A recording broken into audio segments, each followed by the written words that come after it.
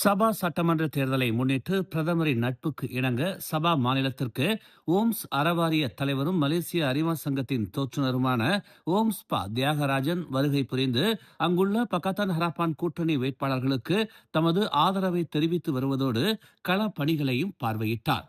அந்த வகையில் லகாடத்தோ நாடாளுமன்றத்திற்கு உட்பட்ட செகாமா சட்டமன்ற தொகுதி வேட்பாளர் ரொமான்சா லாமினுக்கு ஆதரவு தெரிவிக்கும் வகையில் நேற்று நடைபெற்ற ஆடல் பாடல் இசை விருந்தில் கலந்து கொண்டு சிறப்பித்தார்.